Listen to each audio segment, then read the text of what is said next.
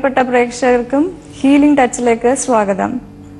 സൗഖ്യത്തിലേക്കുള്ള ഈ പാതയിലൂടെ കഴിഞ്ഞ 2 ആഴ്ച നമ്മോടൊപ്പം സംസാരിക്കാനുണ്ടായത് ഇന്ത്യയിലെ തന്നെ ഏറ്റവും പ്രഗത്ഭ ക്യാൻസർ ചികിത്സകന്മാരിൽ ഒരാളായ ഡോക്ടർ ശ്രീ തോമസ് വർഗീസ് ആണ്. Welcome doctor. കഴിഞ്ഞ ആഴ്ച അദ്ദേഹം പറഞ്ഞു നിർത്തിയത് early detection programs and cancer പ്രിവെൻഷനെ കുറിച്ചാണ്. ഇന്ന് അദ്ദേഹം സംസാരിക്കാൻ പോകുന്നത് cancer prevention starts in kitchen എന്നൊരു ടോപ്പിക്കിനെ കുറിച്ചാണ്.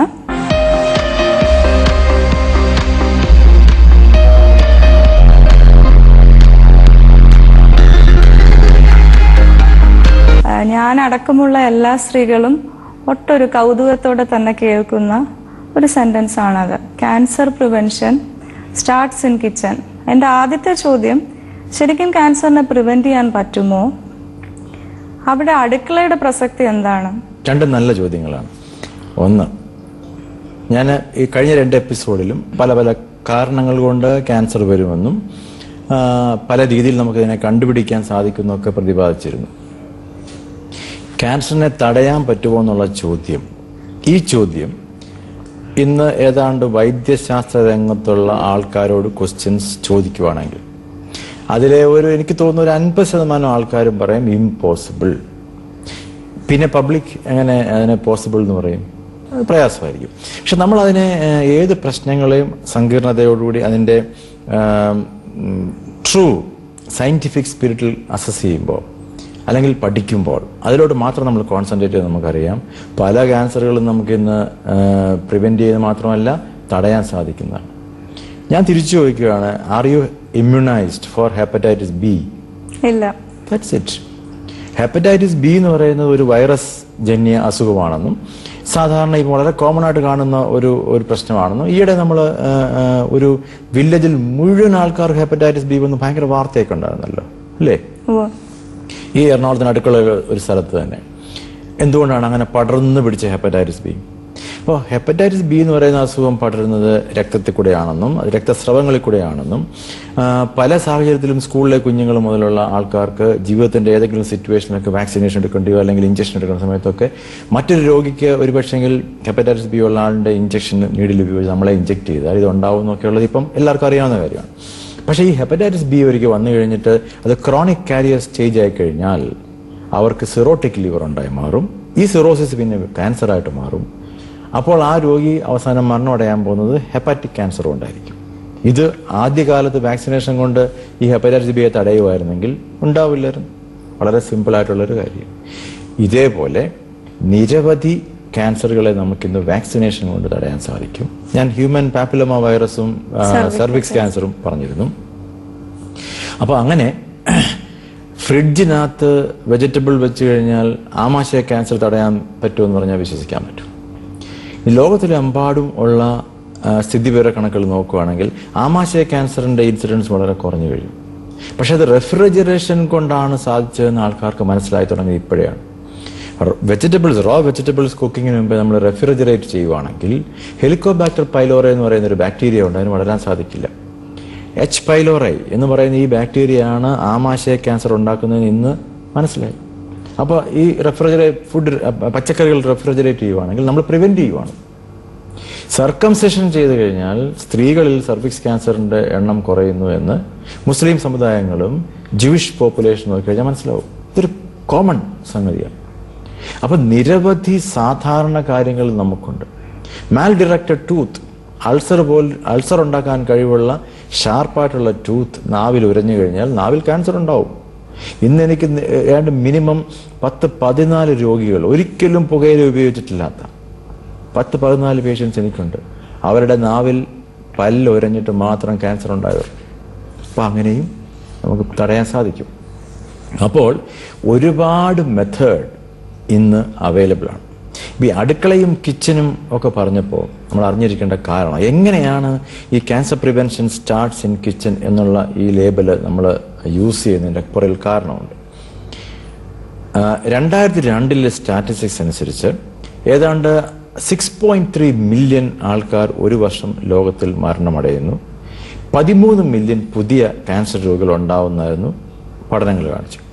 2010 ആയപ്പോഴേക്ക് ഈ 6.3 മില്യന്റെ സ്ഥാനത്ത് 13 to 14 million people are dying from cancer. Double, 8 വർഷം കൊണ്ട് ഡബിൾ. ഏതാണ്ട് ഈ 12 മില്യൺ ആൾക്കാരുടെ ഇൻസിഡൻസ് പറയുന്ന സ്ഥലത്ത് 20 മില്യൺ ആൾക്കാർ ക്യാൻസർ വരുന്നത്. ഈ ലോകാരോഗ്യ സംഘടന പറയുന്നത് വികസിത രാജ്യങ്ങളിൽ ഉണ്ടാകുന്ന ക്യാൻസർ ഇൻസിഡൻസിനേക്കാൾ കൂടുതൽ വികസിക്കാൻ വെമ്പൽ കൊള്ളുന്ന രാജ്യങ്ങളിലാണ് കാണുന്നത്. എർബനൈസേഷൻ, റാപ്പിഡ് എർബനൈസേഷൻ സംഭവിക്കുന്നത് ഈ വികസിക്കാൻ വെമ്പൽ കൊള്ളുന്ന രാജ്യങ്ങളിലാണ്. ഇന്ത്യ ഉൾപ്പെടെ, ചൈന ഉൾപ്പെടെ, സൗത്ത് അമേരിക്കൻ രാജ്യങ്ങൾ ഉൾപ്പെടെ, ആഫ്രിക്ക ഉൾപ്പെടെ രാജ്യങ്ങളിലാണ് ഇത് സംഭവിക്കുന്നത്. ഇങ്ങനെ ഈ റാപ്പിഡ് അർബനൈസേഷൻ സംഭവിക്കുമ്പോൾ ആ കൂട്ടത്തിൽ എന്തുണ്ടാവും? പുരോഗമനം ഉണ്ടാവും. ഈ പുരോഗമനം അതിന്റെ കൂട്ടത്തിൽ അല്പം നമ്മുടെ ഭക്ഷണ പ്രക്രിയകളിലൊക്കെയുള്ള മാറ്റങ്ങൾ ഉണ്ടാകും. 3 നേരം ചോറ് കഴിച്ചുകൊണ്ടിരുന്ന, നെല്ല് കുത്തിയരി ചോറ് കഴിച്ചുകൊണ്ടിരുന്ന ആൾക്കാർ ഹാംബർഗർ കഴിക്കാൻ ആരംഭിക്കുന്നു. ചിക്കൻ ജീവിതത്തിൽ കഴിക്കുന്നത് വല്ലപ്പോഴും ആഘോഷങ്ങളിലായിരുന്ന ആൾക്കാർ എല്ലാ ദിവസവും കെൻഡക്കി ഫ്രൈഡ് ചിക്കൻ ഇല്ലെങ്കിൽ കഴിക്കാൻ പറ്റാതെ വരുന്നു. സാധാരണ വീടുകളിൽ വളർത്തിക്കൊണ്ടിരുന്ന, ധാന്യങ്ങൾ കൊടുത്ത് വളർത്തിക്കൊണ്ടിരുന്ന കോഴികളെ കൊന്നിട്ട് ആഘോഷിച്ചുകൊണ്ടിരുന്ന, വിരുന്നുകാർ വന്നാൽ വിരുന്ന് കൂട്ടിക്കൊണ്ടിരുന്ന അമ്മമാര്, വിരുന്നുകാർ വരുന്നെന്ന് പറയുമ്പോൾ അടുത്തുള്ള കടയിൽ പോയി ബ്രോയിലർ ചിക്കൻ കൊണ്ടുവന്നിട്ട് ചിക്കൻ ഉണ്ടാക്കി കുട്ടികൾക്ക് കൊടുക്കുന്നു. ഈ ബ്രോയിലർ എങ്ങനെ ബ്രോയിലറായെന്ന് അവർ നോക്കുന്നില്ല. അവർ എൻ പ്രോഡക്റ്റ് മാത്രമേ കാണുന്നുള്ളൂ. ഹോർമോൺ കുത്തിവെച്ച് വളർത്തിക്കൊണ്ടിരിക്കുന്ന കോഴികളെ കഴിച്ച് വളരുന്ന, ഹോർമോൺ അഡിക്റ്റായി മാറുന്ന ഒരു ജനതയായിട്ട് നമ്മൾ മാറും. 14 വയസ്സ് ഋതുമതികളായിരുന്ന കുട്ടികൾ ഉണ്ടായിരുന്ന കാലത്ത് 7 വയസ്സിൽ കുട്ടികൾ ഋതുമതികളാവുന്നു, പെൺകുട്ടികൾ പ്രായപൂർത്തിയാവുന്നു. Every food factor is changing. അപ്പം ഡെവലപ്മെന്റ് നമുക്ക് കൊണ്ടുത്തരുന്ന പല അസുഖങ്ങളുടെ കൂട്ടത്തിൽ, ഡയബറ്റീസ് ഉൾപ്പെടെയുള്ള അസുഖങ്ങളുടെ കൂട്ടത്തിൽ മുൻപന്തി വന്നു കഴിഞ്ഞു ക്യാൻസർ. അപ്പം progress in the country is bringing in prosperity. Prosperity is bringing diseases, of which food changes is bringing the biggest problem for cancer. അതുകൊണ്ടാണ് cancer prevention starts in kitchen പറയാൻ കാര്യം. എല്ലാ സമൂഹത്തിന്റെ ബേസിക് യൂണിറ്റ് എന്ന് പറയുന്നത് എന്തോ? Family. Family. So that family, in the family decided. ഇത് നമ്മൾ അറിഞ്ഞിരിക്കണം. ഇതുകൊണ്ടാണ് ഈ ടോപ്പിക് ഞാൻ പറയാൻ കാര്യം. അപ്പോൾ സ്ത്രീകളാണ് കുടുംബത്തിന്റെ ആരോഗ്യത്തെക്കുറിച്ച്, പ്രത്യേകിച്ചും ഭർത്താവിന്റെയും കുട്ടിയുടെയും മാതാപിതാക്കളുടെ ആരോഗ്യത്തിനെ കുറിച്ചും കുറച്ചൊരു കൺസേൺഡ് ആയിട്ടിരിക്കുന്നവർ വീട്ടിലുള്ള സ്ത്രീകളാണ്. പുരുഷന്മാർക്കും കുക്ക് ചെയ്യാം കേട്ടോ, അങ്ങനെ ചെയ്യരുതൊന്നുമില്ല, പഠിക്കാം. ഇപ്പോഴത്തെ ന്യൂക്ലിയർ ഫാമിലി യൂണിറ്റിൽ പുരുഷനും സ്ത്രീയും എല്ലാം കുക്കിംഗ് പഠിച്ചിരിക്കണം. പുരുഷന്മാരൊക്കെ ഇത് കേൾക്കുമെന്ന് വിചാരിക്കുന്നു. അപ്പോൾ വീട്ടിലുള്ള അടുക്കളയിൽ കയറുന്ന സ്ത്രീയും പുരുഷനും എല്ലാം അടുക്കളയിൽ നിന്ന് അത്യാവശ്യം അടിച്ചിറക്കേണ്ട സബ്സ്റ്റൻസസ് എന്തൊക്കെയാണ്? അതായത് ചില ഭക്ഷ്യ സാധനങ്ങൾ, ഇപ്പോൾ അങ്ങ് പറഞ്ഞ പോലെ കെൻഡക്കി ഫ്രൈഡ് ചിക്കൻ എന്നും കഴിച്ചാൽ പ്രശ്നമാണെന്ന് നമുക്കറിയാം. അതല്ലാതെ നമ്മൾ വീട്ടിൽ നിത്യവും സൂക്ഷിച്ചു വെച്ചിരിക്കുന്ന ചില സാധനങ്ങൾ പ്രശ്നക്കാരുണ്ടോ? അധികമായ അമൃതും വിഷമാണെന്ന് എല്ലാവർക്കും അറിയാം. പ്രധാനമായിട്ടും നമ്മുടെ ഈ ഇപ്പോഴത്തെ ജീവിത ശൈലി അനുസരിച്ച് 5 വെളുത്ത വസ്തുക്കളെ പറ്റി ഒരു കൺസേൺ ആയിട്ടുണ്ട്. ഈ 5 വെളുത്ത വസ്തുക്കൾ എന്തൊക്കെയാണെന്ന് ചോദിച്ചു കഴിഞ്ഞാൽ, ഒന്ന് ഷുഗർ ക്യാൻസർ ഉണ്ടാക്കും എന്നുള്ള അറിവ് ഇപ്പോൾ ആൾക്കാരിലോട്ട് വന്നു തുടങ്ങി. കാര്യം ഈ റാപ്പിഡ്ലി പ്രോലിഫറേറ്റിംഗ് സെൽസ്, ക്യാൻസർ കോശങ്ങൾക്ക് വളരാൻ ഏറ്റവും കൂടുതൽ എനർജി ആവശ്യമുള്ളതാണ്. കാര്യം അതിലോട്ട് പോകുന്ന ബ്ലഡ് വെസൽസിന് പ്രത്യേകത, അതിന് ആ എൻഡോത്തീലിയം മാത്രമേ ഉള്ളൂ. പമ്പ് ചെയ്യപ്പെടുന്ന രക്തത്തിനകത്ത് ആവശ്യത്തിനുള്ള ലെവലിലുള്ള ഗ്ലൂക്കോസ് എത്തിയെങ്കിൽ മാത്രമേ ഇതിന് ഡെവലപ്പ് ചെയ്യാൻ സാധിക്കുകയുള്ളൂ, ഡിവൈഡ് ചെയ്യാൻ സാധിക്കുകയുള്ളൂ. അപ്പോൾ ഗ്ലൂക്കോസ്, ഷുഗർ എന്ന് പറയുന്നത് ഒരു ഫാക്ടറായി മാറി. 2 സോൾട്ട്, ഇതൊക്കെ നമ്മുടെ അടുക്കളയിൽ നിന്ന് യൂസ് ചെയ്യുന്ന സാധനങ്ങളൊക്കെ തന്നെ. സോൾട്ടഡ് ഫുഡ്, അത് സോൾട്ടഡ് നോൺ വെജിറ്റേറിയൻ ബീഫ് പോലുള്ള സാധനങ്ങളായിരിക്കും വിദേശ രാജ്യങ്ങളിലൊക്കെ. ഹാംബർഗർ നിങ്ങൾ കണ്ടു കാണും പുറത്തൊക്കെ പോയിട്ടുള്ള ആൾക്കാർക്ക്. അതുപോലെ സോൾട്ടഡ് മീറ്റ്, സോൾട്ടഡ് ഫിഷ്, ഇതൊക്കെയും ക്യാൻസറിന് കാരണമായിട്ടെന്ന് കാണിക്കപ്പെടുന്ന സംഗതികളാണ്. സോൾട്ടഡ് മീറ്റും ഫിഷ് എന്ന് പറഞ്ഞത് പ്രോസസ്ഡ്. മൂന്നാമത്തെ കോമൺ സംഗതി എന്ന് പറയുന്നത് വൈറ്റ് റൈസ്. ഇത് ഫാഷനബിളായി മാറിക്കഴിഞ്ഞു. ഈ വൈറ്റ് റൈസിന് എന്താ പ്രയോജനമുള്ളത്? സ്റ്റാർച്ച് അല്ലാതെ ഒന്നുമില്ല ഇതിനകത്ത്. മനുഷ്യന് ആവശ്യമുള്ളത്, പ്രകൃതി മനുഷ്യന് കൊടുത്തത് വൈറ്റ് റൈസ് അല്ല. പ്രകൃതി മനുഷ്യന് കൊടുത്തത് ഒരു കവറിങ് ഉള്ള നെല്ല്, മണ്ടയ്ക്ക് ഉമിയുള്ള, ഉമിയുടെ താഴെ തവിടുള്ള, തവിടിന് താഴെ പ്രൊട്ടക്റ്റഡ് ആയിട്ട് വെച്ചിരിക്കുന്നതായിട്ടുള്ള സ്റ്റാർച്ചുള്ള ഒരു സാധനമാണ് കൊടുത്തിരിക്കുന്നത്. നമ്മൾ വളരെ തന്ത്രപൂർവ്വം ഭൂമി ഏതായാലും കഴിക്കാൻ പറ്റില്ലല്ലോ, തന്ത്രപൂർവ്വം അതിനകത്തുള്ള ആ പ്രൊട്ടക്റ്റീവ് സാധനത്തിനെ അങ്ങ് മാറ്റിക്കളയും. അതായത് തവിടിനെ. മനുഷ്യന് ഏറ്റവും അത്യാവശ്യമായിട്ടുള്ള സാധനം തവിടാണെന്ന് നമുക്കറിയില്ല. ബ്രൗൺ ബ്രെഡും ബ്രൗൺ റൈസും ഒക്കെ വളരെ പോപ്പുലറാണ് വെസ്റ്റേൺ രാജ്യങ്ങളിൽ. അവരിപ്പോൾ അങ്ങോട്ടാണ് ചിന്തിക്കുന്നത്. എന്തുകൊണ്ടാണ് ചിന്തിക്കുന്നത്? കാരണം ഈ തവിടിനകത്ത് മനുഷ്യന് ആരോഗ്യം കൊടുക്കാൻ പറ്റുന്ന ഒരുപാട് സാധനങ്ങളുണ്ട്. ബി കോംപ്ലക്സ് ഉണ്ട്, ബ്രാൻ ഓയിലുണ്ട്, ഏറ്റവും best oil. Heart attack prevent ചെയ്യണമെങ്കിൽ omega-3 ഫാറ്റി ആസിഡ് വേണം. ക്യാൻസർ പ്രിവെന്റ് ചെയ്യണമെങ്കിൽ ഇത് വേണം. It's coming from bran oil. അതേപോലെ സൊല്യൂബിൾ ഫൈബർ, ഇൻസൊല്യൂബിൾ ഫൈബർ, ഇതെല്ലാം ഈ ബ്രാനിനകത്തുണ്ട്. അതായത് വേസ്റ്റ് മെറ്റീരിയൽസിനെ പുറത്തേക്ക് കളയണമെങ്കിൽ ബ്രാൻ വേണം. പക്ഷെ മലയാളി കഴിക്കുന്ന റൈസ് നോർത്ത് ഇന്ത്യൻ ലോബിയുടെ പുഷ് കൊണ്ട്, പ്രഷർ കൊണ്ട്, ഇല്ലെങ്കിൽ എവിടെയോ വന്നു ചേർന്ന മൗഢ്യധാരണകൾ കൊണ്ട് ക്ലീൻ വൈറ്റ് സാധനം അത് മാത്രമേ നമ്മൾ കഴിക്കാറുള്ളൂ. നാലാമത്തെ പ്രധാന സംഗതി എന്ന് പറയുന്നത് മലയാളിയുടെ ഇന്നത്തെ തിരുവനന്തപുരം മുതൽ കാസർഗോഡ് വരെയുള്ള മലയാളി ജനങ്ങളുടെ പ്രിയപ്പെട്ട ഭക്ഷണം അറിയാമല്ലോ, പൊറോട്ട. ഈ പൊറോട്ടയുടെ ഗുണം, ഇതിനകത്ത് ഈ മൈദയ്ക്കകത്ത് യാതൊരു പ്രയോജനപ്പെടുന്ന സാധനങ്ങളും ഇല്ല, ഫൈബറുകളില്ല. ഇതിലുണ്ടാക്കുന്ന ടെക്നോളജി വൈസ് ഓയിലിന്റെ യൂസ് വ്യത്യാസമായിട്ട് വരുന്നു. അപ്പൊ ഇത് നമ്മുടെ അൺഹെൽത്തി ഫുഡിന്റെ ഒരു ഭാഗമായിട്ട് മാറി എന്നുള്ളത് സത്യമാണ്. അഞ്ചാമത്തെ കാര്യം പറയുമ്പോൾ ആൾക്കാർക്ക് സങ്കടം ഉണ്ടാവും. കാരണം അത് ഇമോഷണൽ ആസ്പെക്ട് വരുന്നതാണ്. അതാണ് പാല്, മിൽക്ക്. ഈ അഞ്ചാമത്തെ വൈറ്റ് സാധനം. പാല് അപകടകാരിയാണെന്നുള്ള കാര്യം ഒരു ഹാർട്ട് അറ്റാക്ക് വന്ന ഒരു പേഷ്യന്റിനോട് ആരും പാൽ കുടിക്കാൻ പറയോ? ഇല്ലല്ലോ. കാരണം എന്താ? പാലിനകത്ത് കൊളസ്ട്രോൾ, പാലിനകത്ത് ഫാറ്റ്, ഗീ, പാലിനാണ് ഗീ ഉണ്ടാക്കുന്ന നെയ്യ്, ഈ വക സാധനങ്ങളെല്ലാം ഉണ്ട്. അതുകൊണ്ട് അവരോട് നോ പറയും. പക്ഷെ പാലിനകത്ത് വേറെ പല സാധനങ്ങളും ഉണ്ട്. ഈ പ്രോട്ടീനും ഫാറ്റും ഈ ഷുഗറും ഒന്നും അല്ലാതെ ഇതിനകത്ത് ഒരു കുഞ്ഞു വളരാനുള്ള പ്രധാനമായിട്ടുള്ള ഗ്രോത്ത് ഹോർമോൺസ് പാലിനകത്തുണ്ട്. അതുകൊണ്ടാണ് 4 മാസം വരെ വേറൊരു ഭക്ഷണം കൊടുത്തില്ലെങ്കിൽ പോലും കുഞ്ഞുങ്ങൾ വളരുന്നുണ്ട്. അമ്മയിൽ നിന്ന് കുഞ്ഞിലോട്ട് സ്നേഹത്തിന്റെ ഒപ്പം ഈ പറഞ്ഞ സാധനങ്ങളും ട്രാൻസ്മിറ്റ് ചെയ്യുന്നു. ഇവയൊന്നുമല്ലാത്ത വേറൊരു പ്രധാനപ്പെട്ട പ്രശ്നവും പാലിനകത്തുണ്ട്. അതിന്റെ പേരാണ് insulin like growth factor. Insulin like growth factor എന്ന് പറഞ്ഞാൽ ക്യാൻസറിനെ ഉദ്ദീപിപ്പിക്കാൻ കഴിവുള്ള ഒരു ഏജന്റ്. പ്രധാനമായിട്ടും ബ്രസ്റ്റ് ക്യാൻസറിനെയും ഓവറി ക്യാൻസറിനെയും യൂട്രസ് ക്യാൻസറിനെയും പ്രോസ്റ്റേറ്റ്, പുരുഷന്മാരിലെ പ്രോസ്റ്റേറ്റ് ക്യാൻസറിനെയും സ്റ്റിമുലേറ്റ് ചെയ്യാൻ കഴിവുള്ളതാണ് ഇൻസുലിൻ്റെ ഗ്രോത്ത് ഫാക്ടർ.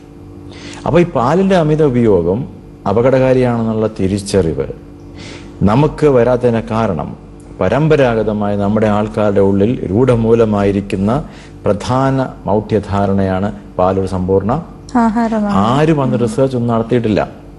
ഞാൻ ഈ പറയുന്നത് എൻ്റെ സ്വന്തം ക്രിയേഷൻ ഒന്നുമല്ല. ഹാർവാർഡ് മെഡിക്കൽ യൂണിവേഴ്സിറ്റി 1998 പബ്ലിഷ് ചെയ്ത് പുറത്തുവിട്ട ഒറിജിനൽ സയന്റിഫിക് ആർട്ടിക്കിളിൽ നിന്നാണ് ഞാൻ ഈ കോട്ട് ചെയ്ത് പറയുന്ന കാര്യം. പാൽ ഉൽപ്പാദിപ്പിക്കുന്ന രാജ്യങ്ങൾ അതിനെ മാർക്കറ്റ് ചെയ്യാൻ വേണ്ടി ശ്രമിക്കും, ന്യായമായിട്ടും. അതിപ്പോൾ ഓസ്ട്രേലിയ ആയാലോ ന്യൂസിലൻഡ് ആയാലോ യൂറോപ്യൻ കൺട്രീസ് ആണെങ്കിലോ ഒക്കെ. എന്നാൽ ഒരു അമേരിക്കൻ രാജ്യത്ത് പോയിട്ട് പാലൊഴിച്ച് ചായ കുടിക്കാൻ ചോദിച്ചാൽ കിട്ടുമോ? Very rare. അല്ലെങ്കിൽ കോഫി, അവരൊക്കെ ബ്ലാക്ക് കോഫി ഡ്രിങ്കേഴ്സാണ്. സൗത്ത് അമേരിക്കയിൽ പോയി നോക്കുക, ബ്ലാക്ക് കോഫി ഡ്രിങ്കേഴ്സാണ്. ചൈനയിൽ പോവുക, nobody puts milk into tea. ജപ്പാനിൽ പോവുക, അല്ലെങ്കിൽ കൊറിയയിൽ പോവുക, Asian country, India, maybe Sri Lanka, അതല്ലെങ്കിൽ പാകിസ്ഥാൻ, അതല്ലെങ്കിൽ ഇങ്ങനെയുള്ള രാജ്യങ്ങളിലാണ് ഈ പാലിന്റെ ഈ ഉപയോഗത്തെ പറ്റി കൂടുതലായിട്ടുള്ള കൺസേൺ. അപ്പോൾ കുട്ടികൾക്കും നമ്മൾ പാല് കൊടുക്കേണ്ട കാര്യമില്ലെന്നാണ് കുട്ടികളുടെ അമ്മയുടെ പാല് കൊടുക്കണം. അല്ല, ബ്രസ്റ്റ് മിൽക്ക് ആ ഫീഡിങ്ങിന്റെ കാലം കഴിഞ്ഞാൽ അതിനുശേഷം രാജ്യങ്ങളിലൊന്നും അങ്ങനെ ചെയ്യാറില്ല. ഡോക്ടർ, അത് പശുവിന്റെ പാൽ അത്ര ഉപദ്രവം ഉള്ളതാണോ, അതോ ഈ മായം കലർന്ന പാലാണോ പ്രശ്നം ഉണ്ടാക്കുന്നത്? അതല്ലെങ്കിൽ പാലേ വേണ്ട? മായം കലരാത്ത സാധാരണ പശുവിന്റെ പാല് പശുക്കുട്ടിക്ക്. കാര്യം 8 മാസം വരെ പശുക്കറയുള്ള വീട്ടിലെ പശു കറക്കുന്ന ആ 8 മാസം ആകുമ്പോൾ ആ കുട്ടിയെ കൊണ്ട് തള്ള പശു പാൽ കുടിക്കാൻ സമ്മതിക്കാവോ? ഇല്ല, തട്ടിക്കളയും. കുട്ടിയോട് പറയാം, നീ പോയി പുല്ല് തിന്നാൻ പറയാം ജീവിക്കണമെങ്കിൽ. ഈ പാലാണ് നമ്മൾ ഈ 80 വയസ്സോ 60 വയസ്സുള്ള ആൾക്കാർ ഇന്ന് കുടിക്കുന്നത്. അത് ശരിയാണെന്ന് ഇപ്പോഴത്തെ പഠനങ്ങൾ അംഗീകരിക്കുന്നില്ല. നമ്മൾ കുറെ കാലങ്ങളായി കേട്ടുവരുന്നതും എൻ്റെ വീട്ടിലാണെങ്കിലും പറയുന്ന കാര്യം, പാല് കുടിക്കൂ, കാൽഷ്യം, എല്ലിന്റെ ബലം, ഇതെല്ലാം. ഇതിന് മറുവശമുണ്ട്. ഈ പാലിനകത്ത് നിന്ന് കിട്ടുന്ന കാൽഷ്യം നല്ലതാണ്. പക്ഷെ ഈ കാൽഷ്യം അബ്സോർബ് ചെയ്യുന്നത്, ഇതിന് ഒന്നിനും ശാസ്ത്രീയമായിട്ടുള്ള കാര്യങ്ങൾ ആരും മനസ്സിലാക്കുന്നുള്ളതാണ്. എന്ത് ഭക്ഷണം കഴിച്ചാലും അതിന് നമ്മൾ കൊടുക്കുന്ന ഇമോഷണൽ കളറാണ് മുന്നേ നിൽക്കുന്നത്. കഴുത്തിന് താഴെ ഈ ഭക്ഷണം പോയാൽ എന്നാ സംഭവിക്കുമെന്ന് നിങ്ങൾ ആരെങ്കിലും ശ്രദ്ധിച്ചിട്ടുണ്ടോ? നിങ്ങളിൽ എത്ര പേര് അമ്മമാര് പാല് കുടിക്കുന്നതിന് മുമ്പേ ബ്ലഡ് എടുത്തിട്ട് കാൽഷ്യം ചെക്ക് ചെയ്യുന്നു, പാല് കുടിച്ചു കഴിഞ്ഞ ശേഷം ബ്ലഡ് എടുത്ത് കാൽഷ്യം ചെക്ക് ചെയ്യുന്നുണ്ടോ? കാൽഷ്യം കൂടിയത് കാണിക്കാൻ ഇല്ല. അപ്പൊ കാൽഷ്യം അബ്സോർബ് ചെയ്യണമെങ്കിൽ ഇത് കിഡ്നിക്കകത്താണ് അബ്സോർബ് ചെയ്യുന്നത്. കിഡ്നിയിൽ നിന്ന് ഇത് അബ്സോർബ് ചെയ്യണമെങ്കിൽ വേറൊരു സാധനം കൂടെ നമുക്ക് ആവശ്യമാണ്. പ്രകൃതി എന്നൊരു സാധനമുണ്ട്, ഇതിന്റെ പേരാണ് വൈറ്റമിൻ D3. ഈ സാധനം സിന്തറ്റിക്കലി കിട്ടത്തില്ല. ഇതെവിടെ നിന്ന് കിട്ടുന്നത്? സൂര്യപ്രകാശം. രാവിലെ 8 മണിക്ക് വീട്ടിൽ നിന്ന് ഇറങ്ങുകയും വൈകിട്ട് വീട്ടിൽ വരികയും ചെയ്യുന്ന കാലസമയത്തിനുള്ളിൽ സുന്ദരന്മാരും സുന്ദരിമാരും കുട പിടിച്ചു പോകുന്ന ആൾക്കാർ, അല്പം പോലും സൂര്യപ്രകാശം ശരീരത്തിൽ എങ്ങും പതിക്കരുതെന്ന ആഗ്രഹത്തിൽ കുടയും പിടിച്ചു പോകുന്ന ആൾക്കാർക്ക് എവിടുന്ന വൈറ്റമിൻ D കിട്ടുന്നത്? അപ്പോൾ വൈറ്റമിൻ D കിട്ടുന്നില്ല. വൈറ്റമിൻ D കിട്ടാത്ത അവസ്ഥയിൽ ഈ പാല് കുടിച്ചു കഴിയുമ്പോൾ എന്ത് സംഭവിക്കും? ശരീരത്തിൽ സ്റ്റോർ ചെയ്തിരിക്കുന്ന കാൽഷ്യത്തിനെ, വൈറ്റമിൻ Dയെ കിഡ്നി വലിച്ച് അവിടെ കൊണ്ടുപോയിട്ട് ഇതിനെ അബ്സോർബ് ചെയ്യാൻ ശ്രമിക്കും. പക്ഷെ ദൈവം മനുഷ്യനെ സൃഷ്ടിച്ചു വിട്ടപ്പോൾ വളരെ ക്ലവറായിട്ട് ഉണ്ടാക്കിയിട്ടൊരു ഒരു ജീവിയാണ് മനുഷ്യൻ. അനാവശ്യമായിട്ടുള്ള സ്റ്റോറേജ് ബോഡി സംഭവിക്കില്ല. കാൽഷ്യത്തിന്റെ ലെവൽ ബോഡിയിൽ കറക്റ്റ് ആണെങ്കിൽ ബാക്കിയുള്ളതിനെ മുഴുവൻ എലിമിനേറ്റ് ചെയ്ത് കളയും. ഇതാണ് പ്രത്യേകത. അതുകൊണ്ട് ചുമ്മാ പാല് കുടിച്ചുകൊണ്ട് മാത്രമേ കാൽഷ്യം കിട്ടുമെന്നൊന്നും ആൻസർ അല്ല. ബോൺ സ്ട്രോങ് ആവണമെങ്കിൽ പച്ചക്കറികൾ കഴിക്കണം, ഗ്രീൻ ലീഫി വെജിറ്റബിൾസ് കഴിക്കണം. ഏറ്റവും ബലമുള്ള ആനിമലല്ലേ ആന? എത്ര ലിറ്റർ പാല് കുടിക്കുന്നുണ്ട്? അപ്പം ബലം ഉണ്ടാവണമെങ്കിൽ, ബോൺ സ്ട്രോങ് ആവണമെങ്കിൽ പാൽ കുടിക്കണമെന്ന് നിർബന്ധമൊന്നുമില്ല. ഇനി അടുക്കളയിൽ നിന്ന് ഒഴിവാക്കേണ്ട കാര്യങ്ങളെ പറ്റി ചോദിച്ചു. അങ്ങനെ ഒഴിവാക്കേണ്ട കാര്യങ്ങൾക്കുപരിയായിട്ട് പ്രശ്നങ്ങൾ എന്താണെന്ന് മനസ്സിലാക്കിയ ശേഷം ആവശ്യാനുസരണം യൂസ് ചെയ്യുന്നതായിരിക്കും ബുദ്ധി എന്നായിരിക്കും ഞാൻ പറയുന്നത്. ഏറ്റവും വലിയ ഉദാഹരണമാണ് ഫാറ്റ്, കൊഴുപ്പ്. ഇന്ന് അംഗീകരിക്കപ്പെടുന്ന ഏറ്റവും വലിയ നമ്പർ 1 കില്ലറാണ് കൊഴുപ്പ്, fat. Fat is A killer. പലർക്കും ധാരണയുണ്ട് non vegetarian food, beef mutton ഒക്കെ കഴിക്കുമ്പോൾ കിട്ടുന്ന ഫാറ്റിനെക്കാട്ടി കുറവായിരിക്കും ചിക്കൻ കഴിക്കുമ്പോൾ. വെറുതെ വലിയ ഡിഫറൻസ് ഒന്നും ഇല്ല. ഫാറ്റിന്റെ കുഴപ്പം എന്നാന്ന് ചോദിച്ചു കഴിഞ്ഞാൽ, ഒരു മാസം 1000 മില്ലിഗ്രാം ഫാറ്റിൽ കൂടുതൽ കൂടി കഴിയുമ്പോൾ തന്നെ ക്യാൻസറിന്റെ ഇൻസിഡൻസ്, പ്രോസ്റ്റേറ്റ് ക്യാൻസറും ബ്രസ്റ്റ് ക്യാൻസറും ഒക്കെ സ്റ്റഡീസ് പറയുന്നത് 40 to 50% ഇൻക്രീസ് ചെയ്യുന്നുള്ളതാണ്. അപ്പം ഫാറ്റ് എന്ന് പറയുന്നത് ഒരു കില്ലർ ഏജന്റ് ആണ്. അതുകൊണ്ട് തന്നെയാണ് നമ്മൾ കാർഡിയാക് പേഷ്യൻസിൽ നിന്നും ഫാറ്റ് കൊടുക്കാൻ സമ്മതിക്കുന്നില്ലല്ലോ. അടുത്ത പ്രശ്നം, ഈ ഫാറ്റ് എന്ന് പറയുന്ന, കൊഴുപ്പ് എന്ന് പറയുന്ന, അതാണ് നമ്മുടെ കൊളസ്ട്രോൾ എന്ന് പറയുന്ന ഏജന്റിന്റെ മെയിൻ ബേസിക് ഘടന. എല്ലാ ഹോർമോൺസും, മിക്കവാറും എല്ലാ ക്യാൻസറുകൾക്കകത്തും ഒരു ഹോർമോണൽ ഫാക്ടർ ഉണ്ട്. ബ്രസ്റ്റ് ക്യാൻസറിനകത്ത് ഈസ്ട്രജൻ, ഓവറി ക്യാൻസറിനകത്ത് ഈസ്ട്രജൻ, യൂട്രസ് ക്യാൻസറിനകത്ത് ഈസ്ട്രജൻ, പ്രോസ്റ്റേറ്റ് ക്യാൻസറിനകത്ത് ടെസ്റ്റോസ്റ്റെറോൺ, തൈറോയിഡിനകത്ത് തൈറോയിഡ് സ്റ്റിമുലേറ്റിംഗ് ഹോർമോൺ അല്ലെങ്കിൽ തൈറോഗ്ലോബ്. അങ്ങനെ പല ക്യാൻസേഴ്സിനകത്തും കൊളസ്ട്രോൾ ആണ് മീഡിയേറ്റർ. ഈ കൊളസ്ട്രോൾ മീഡിയേറ്റർ ആവുമ്പോൾ fat will increase the stimulus for the hormone production. അപ്പം ഫാറ്റ് ഒരു അപകടകാരിയായി. 2, റെഡ് മീറ്റ്. ഈ റെഡ് മീറ്റ് ക്യാൻസർ എങ്ങനെ ഉണ്ടാക്കുന്നത്? റെഡ് മീറ്റ് എന്തുകൊണ്ട് അപകടകാരിയാകുന്നു? റെഡ് കളർ മീറ്റിന് കൊടുക്കുന്നത് ഹീമോഗ്ലോബിനാണ്. ഹീമോഗ്ലോബിൻ ബ്ലഡിൽ കൂടെ ഒഴുകിക്കൊണ്ടിരിക്കുമ്പോൾ ആവശ്യമാണ്. അത് ഓക്സിജനെ അബ്സോർബ് ചെയ്യുന്നു, നമ്മുടെ ഹാർട്ടിലോട്ട് ബ്ലഡ് കൊണ്ടുപോകുന്നു, തിരിച്ച് ശരീരത്തിന്റെ എല്ലാ ഭാഗത്തും സപ്ലൈ ചെയ്യുന്നു. അങ്ങനെ ഒത്തിരി ഉപയോഗമുള്ളതാണ്. സെല്ലിനകത്തിരിക്കുന്ന ഹീമോഗ്ലോബിൻ വളരെ സേഫാണ്. എന്നാൽ ഇറച്ചി വേവിക്കുമ്പോൾ 100 ഡിഗ്രി സെന്റിഗ്രേഡ് മുകളിൽ വെന്ത് കഴിയുമ്പോൾ ഇതിൽ സെൽ ബ്രേക്ക് ചെയ്യുന്നു. സെൽ ബ്രേക്ക് ചെയ്തിട്ട് ഈ ഹീമോഗ്ലോബിൻ പുറത്തു വരും.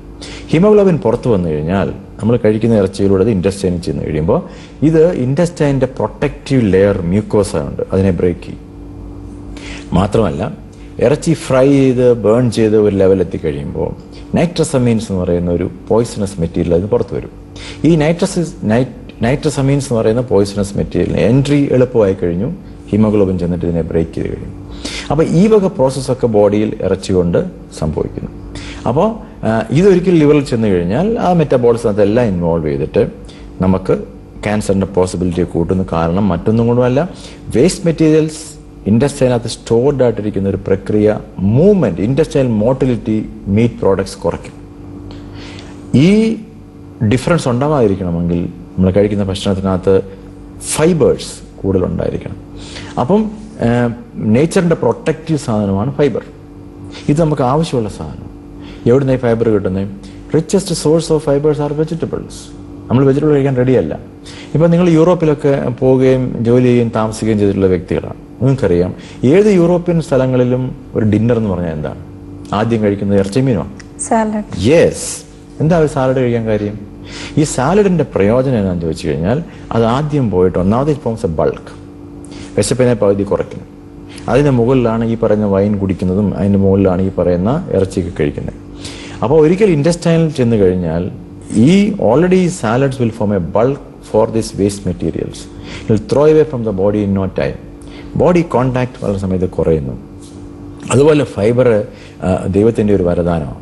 കാരണം ഇൻസൊല്യൂബിൾ ഫൈബർ ഞാൻ പറഞ്ഞു, സൊല്യൂബിൾ ഫൈബർ ചെയ്യുന്ന വേറൊരു ജോലിയുണ്ട്. അത് ചെന്നിട്ട് liver is A factory for human beings. എല്ലാ പ്രൊഡക്ഷൻ നടക്കുന്ന ലിവറിനകത്ത്. അവിടെ വേസ്റ്റ് പ്രോഡക്ട്സ് ഉണ്ടാവും. ഈ വേസ്റ്റ് പ്രോഡക്ട്സിനെ പുറത്തേക്ക് തട്ടിക്കളയാൻ വേണ്ടി, ബൈൽ വഴി കളയാൻ വേണ്ടി insoluble fibre will act like A broom. അത് മുഴുവൻ തുടച്ച് പുറത്താക്കി കളഞ്ഞ് ക്ലീൻ ആക്കി തരും. നമ്മുടെ ഭക്ഷണത്തിനകത്ത് ഇൻസൊല്യൂബിൾ ഫൈബറും സൊല്യൂബിൾ ഫൈബറും ഇല്ല എങ്കിൽ നമ്മൾ അപകടത്തിൽ ചാടുവാണ്. കുഞ്ഞുങ്ങളുടെ സ്കൂളിലേക്ക് വിടുന്ന ലഞ്ച് ബോക്സ് കണ്ടാൽ അറിയാം. Unless you don't have fibers, you are creating a new generation where kids are not given the adequate nutrition. അത് വളരെ പ്രശ്നമാണ്. പണ്ട് കാലത്ത് ഞങ്ങളുടെ സ്കൂളിൽ പഠിക്കുന്ന കാലത്ത് നമ്മൾ ചോറ് പൊതിയും കൊണ്ടാണ് പോയിക്കൊണ്ടിരുന്നത്. അല്ലാതെ ഇപ്പൊ കാണിക്കുന്ന പോലുള്ള ചിക്കൻ പീസുകളും പിന്നെ നഗറ്റ്സും പുതിയ പുതിയ ടെർമിനോളജീസ് ആണ്. അത് actually we are creating trouble for the children for the future. ഇനിയും ഇതേപോലെ പ്രശ്നകാരികളാണ് ഓയിൽസ്. നമ്മൾ മനസ്സിലാക്കുന്നില്ല. പലതരത്തിലുള്ള ഓയിലുകളും ബോഡിയിൽ അപകടം ഉണ്ടാക്കുന്നുണ്ട്. അത് ഇൻക്രീസ് ദ കൊളസ്ട്രോൾ. ഇതൊന്നും അടുക്കളയിൽ നിന്ന് മാറ്റണമെന്നല്ല പറഞ്ഞതിൻ്റെ ഉദ്ദേശം. അടുക്കളയിൽ നമ്മൾ ഫുഡ് പ്രോസസ്സിങ് സ്റ്റാർട്ട് ചെയ്യുമ്പോൾ ഇത് എങ്ങനെ ഹെൽത്ത് കൊടുക്കുന്നു എന്ന് അറിയണം. നിങ്ങൾക്കറിയാം, എല്ലാ തരത്തിലുള്ള ഭക്ഷണങ്ങളും ഓരോ പ്രയോജനങ്ങളും ദോഷങ്ങളും ചെയ്യുന്നുണ്ട്. ഇത് നമുക്ക് പ്രയോജനകരാതിയിൽ പോകണമെങ്കിൽ ആ സാധനങ്ങൾ ആഡ് ചെയ്യണം. വേറെ നല്ലൊരു എക്സാമ്പിളാണ് പച്ചക്കറികൾ. പച്ചക്കറികൾക്കകത്തും ഫ്രൂട്ട്സിനകത്തും എന്താണുള്ളത്? അതിൽ ആൻറ്റി ഓക്സിഡൻസ് ഉണ്ട്.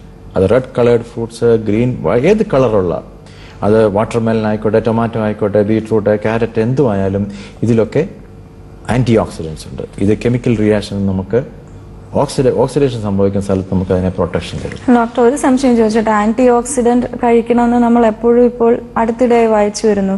ശരിക്കും എന്താണ് ഈ ഓക്സിഡേഷൻ പ്രോസസ്? എന്തിനാണ് ആന്റി ഓക്സിഡന്റ്? ബോഡിയിലുള്ള കെമിക്കൽ റിയാക്ഷൻ സംഭവിക്കുമ്പോൾ ഒരു radical, oxygen radical, free radical അവിടെ ഉണ്ടാവും. എല്ലാ കെമിക്കൽ റിയാക്ഷൻ വാട്ടർ മീഡിയേറ്റഡ് ആണ്. അവിടെ ഈ ഫ്രീ റാഡിക്കൽ ഉണ്ടാവും. ഈ ഫ്രീ റാഡിക്കലായിട്ടിരിക്കുന്ന ഓക്സിജൻ ബോഡിയിൽ നിന്ന് എലിമിനേറ്റ് ആകപ്പെടണം. അത് കെമിക്കൽ റിയാക്ഷന്റെ ഭാഗമാണ്. ഇത് അവിടെ ഇരുന്നാൽ it works like piranha fish for the blood vessels. ഇതിനെ കളയാൻ നേച്ചർ തന്നേക്കുന്ന ഏറ്റവും വലിയ സാധനമാണ് ഈ ആന്റി ഓക്സിഡൻസ്. നമ്മുടെ ഭക്ഷണ സാധനങ്ങൾക്ക് അത് സാലഡ്സോ റോ വെജിറ്റബിൾസോ അതല്ലെങ്കിൽ ഫ്രൂട്ട്സോ വളരെ കുറവാണ്. അപ്പോൾ ചോദിക്കുമായിരിക്കും എല്ലാം പൊല്യൂട്ടഡ് എല്ലാം ചോദിക്കുമായിരിക്കും. പൊല്യൂഷൻ ഒരു ഭാഗമാണ്, നമ്മളതിന് പരിഹാരം ഉണ്ടാക്കണം. പക്ഷേ ഇത് ഭാഗമായിട്ട് മാറണം. എങ്കിൽ മാത്രമേ ക്യാൻസറിനെ പ്രിവെന്റ് ചെയ്യാൻ നമുക്ക് സാധിക്കുള്ളൂ. പൊല്യൂഷനെ കുറിച്ച് പറഞ്ഞുകൊണ്ട് ഒരു കാര്യം ചോദിച്ചോട്ടെ. വെള്ളം പരിശുദ്ധമായ വെള്ളം അല്ല ഇപ്പോൾ പലയിടങ്ങളിലും കിട്ടുന്നത്. ഈ വെള്ളം, നല്ല വെള്ളം കുടിക്കാത്തത് കൊണ്ട് അതും ഒരു കാരണമായി മാറാം. കൊച്ചി നിവാസികൾ കിട്ടുന്ന വെള്ളം പെരിയാറ്റിൽ നിന്നാണ് എല്ലാവർക്കും അറിയാം. പെരിയാറ്റിലുള്ള കംപ്ലീറ്റ് എല്ലാ ഫാക്ടറികളുടെയും വേസ്റ്റ് വിടുന്ന പെരിയാറ്റിലാണെന്നും എല്ലാത്തരം പോയിസണസ് സാധനം ഉണ്ടെന്ന് നമുക്കറിയാം. അത് സർക്കാർ ഹെൽത്ത് ചെയ്യേണ്ട കാര്യങ്ങളാണ്. ഈ വിടുന്ന എല്ലാ നോക്ഷ്യസ് ഏജൻസും എൻഡോസൾഫാനോ ഫ്യൂറിഡാനോ മാത്രമല്ല, ഈ കെമിക്കൽ വേസ്റ്റേജ് ഫാക്ടറികളിൽ നിന്ന് പുറത്തേക്ക് പോകുന്ന ഒക്കെയും ക്യാൻസർ ഉണ്ടാക്കാൻ കഴിവുള്ളതാണ്. ആദ്യമേ ഞാൻ കാർസിനോജനെ പറ്റി പറഞ്ഞിരുന്നു. ക്യാൻസറിന് നിദാനമാക്കാൻ സാധ്യതയുള്ള ഏത് ഏജന്റും കാർസിനോജനാണ്. ജനറ്റിക് ചേഞ്ച് ഉണ്ടാക്കാൻ കഴിവുള്ള മെറ്റീരിയൽസ് ആണ് ഈ പുറത്തേക്ക് വരുന്ന പോയിസണസ് മിസൈൽ വേസ്റ്റ് പ്രോഡക്ട്സ്. ഇതിന് പരിഹാരം ഉണ്ടാക്കേണ്ട കാലം അതിക്രമിച്ചിരിക്കുന്നു. മലയാളി പഴപ്പിൽ അവകാശത്തെ പറ്റി പറയാറുണ്ട്. 1 രൂപയ്ക്കുള്ള അരി കിട്ടാൻ വേണ്ടി ക്യൂ നിന്നിട്ട് അത് അവകാശമാണ്. പുറത്തിറങ്ങിയിട്ട് 200 രൂപ കൊടുത്ത് ബീഫ് വാങ്ങിക്കാൻ യാതൊരു സങ്കടവും ഇല്ല. ബീഫ് വാങ്ങിക്കരുന്നല്ല, പൈസ വാങ്ങിച്ചോട്ടെ, ഞാൻ അതിനെതിരല്ല.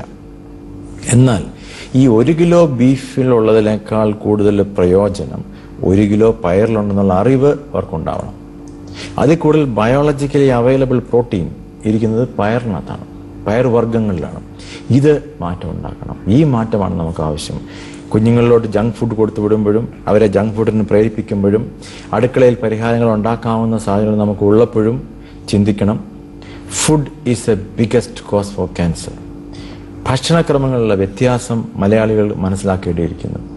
പഴയ അടുക്കളകളും പഴയ രീതിയിലുള്ള ഭക്ഷണങ്ങളും നമ്മൾ ചിന്തിക്കേണ്ടിയിരിക്കുന്നു. കാരണം ഇന്ന് വിദേശ രാജ്യങ്ങളിലൊക്കെ നമ്മൾ പോയി കഴിഞ്ഞാൽ അവർ അനുകരിക്കാൻ ആഗ്രഹിക്കുന്നത് ഇന്ത്യൻ കറീസ്, ഇന്ത്യൻ മസാലാസ്. മഞ്ഞൾ, ജിഞ്ചർ, കുർക്കുമിൻ ഉള്ള മഞ്ഞളിലെ കുർക്കുമിൻ, പെപ്പർ, ചില്ലീസ്, ഇതെല്ലാം ആന്റി ക്യാൻസർ കേരളത്തിന് തനതായിട്ടുള്ള സാധനങ്ങളാണ്. ഇത് പക്ഷെ നമ്മൾ കൃഷി ചെയ്യാൻ താല്പര്യമില്ലാത്ത മലയാളി എങ്ങനെ ഇത് മുന്നോട്ട് കൊണ്ടുപോകും? അപ്പൊ അടുക്കളയിൽ എന്ത് ചെയ്യണം, എന്തെല്ലാം മാറ്റങ്ങൾ വരുത്തണമെന്ന് അങ്ങിപ്പോൾ പറഞ്ഞു. അതോടൊപ്പം തന്നെ ലൈഫ് സ്റ്റൈലിൽ കുറേയേറെ മാറ്റങ്ങൾ വരുത്താനുണ്ട്. ലൈഫ് സ്റ്റൈൽ, ഡയറ്റ്, എക്സർസൈസ് തുടങ്ങി കുറച്ച് കാര്യങ്ങൾ കൂടി അങ്ങ് ഞങ്ങൾക്ക് പറഞ്ഞു തരണം. വരും ആഴ്ചകളിൽ doctor Thomas Varghese life style and cancer, dietary changes തുടങ്ങിയ കുറേ വിഷയങ്ങളെക്കുറിച്ച് വരും എപ്പിസോഡുകളിൽ സംസാരിക്കുന്നതാണ്. ഇതുവരെ ഞങ്ങളോടൊപ്പം സമയം ചെലവഴിച്ചതിന് ഡോക്ടറിന് നന്ദി പറയുന്നു. Thank you.